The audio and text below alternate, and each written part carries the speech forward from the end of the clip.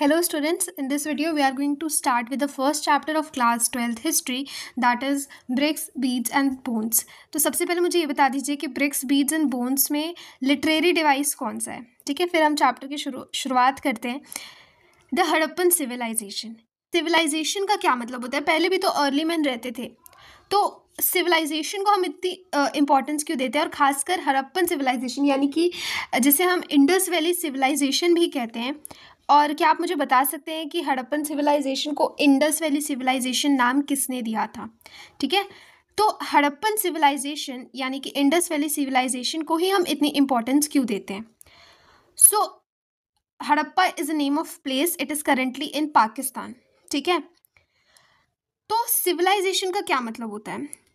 अब पहले के टाइम पे क्या होता था, जब स्टोन एजेस होती थी, जब अर्ली मैन रहते थे, तो 3 स्टोन एजेस होती थी, पैलियोलिथिक एज, मीजोलिथिक एज और neolithic as.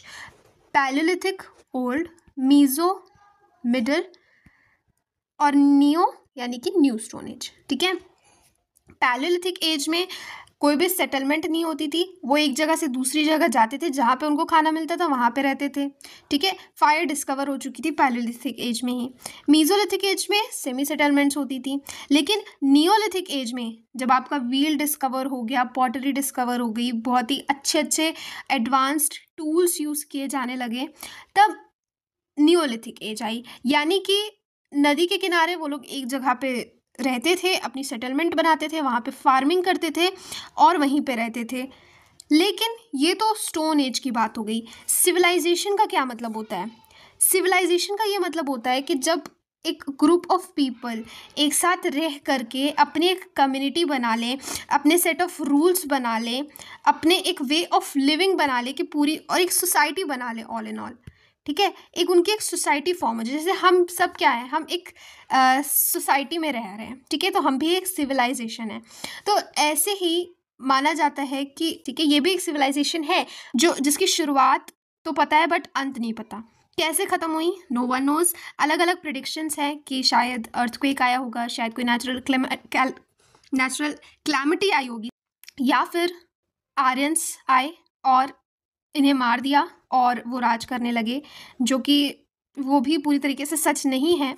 But these are the predictions कि इस तरीके से ये सिविलाइजेशन का अंत हुआ होगा। राइट, अब बात करें हड़प्पन सिविलाइजेशन यानी कि इंडस वैली सिविलाइजेशन। इसको 1921 में दयाराम साहनी ने डिस्कवर किया था। ठीक है, अब डिस्कवरी कैसे होती है?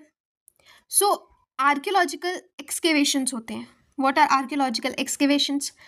आर्कियोलॉजिकल एक्सकेवेशंस वो होते हैं जहाँ पर अगर कोई प्लेस है जिस पे प्रिडिक्ट किया गया हो कि यहाँ के नीचे, इसके नीचे हमें कुछ मिल सकता है, तो वहाँ पर खुदाई होती है, उसके नीचे से सामान निकाला जाता है, उसके नीचे से जो आपको एविडेंस मिलते हैं वो निकाले जाते हैं, उनकी कार्बन डेटिंग होती है और उससे प्रिडिक्ट किया जाता है कि ये किस एज का ये सामान होगा।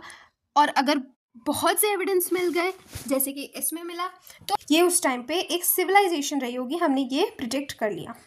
ठीक है, सो आपको बताना है मुझे कि कार्बन डेटिंग, जिससे कि हम किसी भी आर्टिफैक्ट की एज को कैलकुलेट करते हैं, इसमें कार्बन का कौन सा आइसोटोप यूज़ होता है, C12 या C14? ये आपको मुझे कमेंट सेक्शन में बताना है। ठीक है, सो हड़प्पन सी, तो स्टार्ट ही चैप्टर की शुरुआत ही होती है एक एविडेंस से। अब आपको बताना है हिस्टोरिकल एविडेंस क्या होते हैं। हिस्टोरिकल एविडेंस मैं बताती हूँ। आर्कियोलॉजिकल एविडेंस या हिस्टोरिकल एविडेंस कह लीजिए, 2 तरीके के होते हैं। एक रिटन होते हैं और एक होते हैं आपकी कोई भी प्रॉपर्टी। ठीक है, प्रॉपर्टी मतलब कुछ भी हो सकता है, जैसे कि यहाँ पे एक सील है।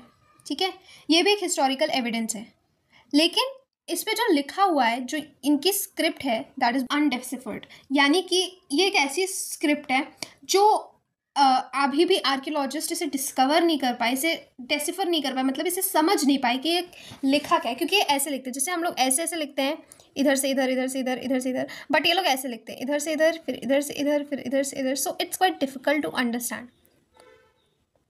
तो इनकी जो स्क्रिप्ट है इट इज़ डिफ़िकल्ट, सो इसे डिसिफर समझा नहीं जा सका है। सो कुछ इसके अभी भी जो एक पहलू है इसका वो अभी भी अनडिस्कवर्ड है। The Harappan seal is possibly the most distinctive artifact of the Harappan और इंडस वैली सिविलाइजेशन। ठीक है, या तो आर्टिफैक्ट्स होते हैं आपके, या तो रिटन एविडेंस होते हैं जो आपकी मैन्युस्क्रिप्ट्स होती हैं, या फिर जो इंस्क्रिप्शंस होते हैं। लेकिन आर्टिफैक्ट्स क्या होते हैं? आर्कियोलॉजिकल आर्टिफैक्ट्स होते हैं, जैसे आपके पॉटरी हो गई, ऑर्नामेंट्स हो गए, टूल्स, सील्स, यहाँ पे दिया हुआ है houses, pots, ornaments, tools, seals, ये सब भी एविडेंस होते हैं। ठीक है, जिन्हें हम आर्कियोलॉजिकल एविडेंस बोलते हैं। अब इसी चैप्टर में हम इसी हड़प्पन सिविलाइजेशन के बारे में पढ़ने वाले हैं, और we'll explore how archaeological material is interpreted and how interpretations sometimes change. Of course, there are some aspects of the civilization that are yet unknown and may even remain so. मतलब अभी भी इसके कुछ ऐसे साइड्स हैं जो कि undiscovered हैं, हो सकता है कि वो आगे चल के डिस्कवर हो जाए, हो सकता है ना भी हो, बट जितना हमें पता है उतना हम इस चैप्टर में पढ़ने वाले हैं। ठीक है, the Harappan civilization is also known as the Indus valley civilization. Harappa कहाँ से डिराइव किया गया? एक प्लेस है, ठीक है, where the civilization was identified. ठीक, अब the total time span was from 6000 BCE to 1300 BCE। I hope आपको BCE बिफोर कॉमन एरा पता है।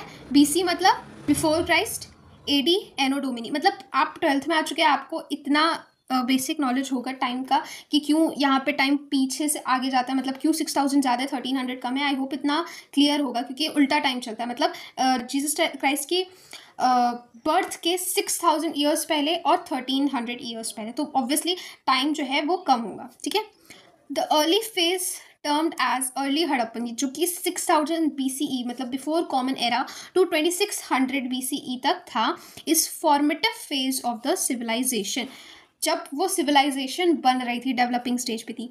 The urban phase of the civilization termed as mature civilization is from 2600 BCE to 1900 BCE and is the most prosperous phase.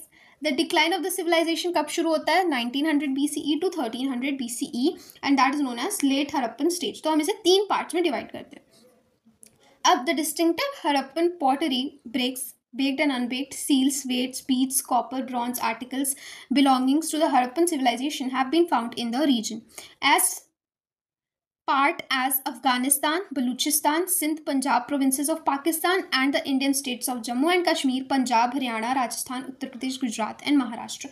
मतलब ऐसी इन जगहों पर हमें Harappan civilisation के evidence मिले हैं। And by the way Harappa is in Pakistan. ठीक है, ये आप एविडेंस देख सकते हो, ये सब वहाँ पे आपकी फाइंडिंग्स है। These are the archaeological evidences, these are the beads जो आप ये देख रहे हो, दीज आर बीड्स। ठीक है, these are weights and these are blades. Okay, ना ये है आपका मैप, आप देख सकते हैं। देखो कुछ आर्कियोलॉजिकल साइट्स हैं जो कि हड़प्पन सिविलाइजेशन में ही आती है। मोहनजोदाड़ो, ये किस नदी के किनारे बसा हुआ है? ये इंडस रिवर के किनारे बसा हुआ है। ठीक है, चानूदारो, ठीक है, बालाकोट, ये सब आपको ध्यान रखना है, ये सब साइट्स है यहाँ पे। ठीक है, राखीगढ़ी, बनवाली, कालीबंगन, ठीक है, हड़प्पा। हड़प्पा याद रखना है कौन सी नदी के किनारे है? रावी रिवर के किनारे है। ठीक है, मंडई, जितने भी ब्लैक डॉट्स हैं, लोथल ये इंडिया में है। अब देखो बॉर्डर ये आपको दिख रहा है, ये बॉर्डर है, ये इंडिया का बॉर्डर है, इंडिया और पाकिस्तान का। तो जितनी भी जगह यहाँ पे आ रही है वो इंडिया में है। कालीबंगन हो गया या बनवाली, राखीगढ़ी, ठीक है, ये सब इंडिया में है। और हड़प्पा, चाहे मोहनजोदाड़ो हो गया, चाहे बालाकोट हो गया, चाहे चानूदारो हो गया, ये सब पाकिस्तान में है। ठीक है, बाकी ये सब इंडिया में है। चलें आगे। Okay, let's start.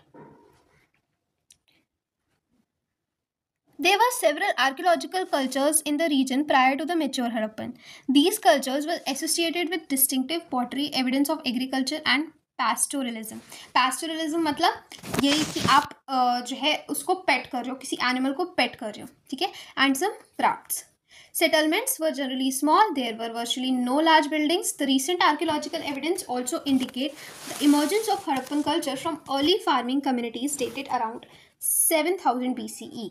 मतलब कि कोई लार्ज बिल्डिंग्स नहीं हुआ करती थी, और जो अभी के आर्कियोलॉजिकल एविडेंसेस हैं वो ये इंडिकेट करते हैं कि हड़प्पन कल्चर का emergence is one of the early farming communities, मतलब 7000 BCE के टाइम पे भी हड़प्पन सिविलाइजेशन हो सकती है, जो कि one of the earliest farming communities थी.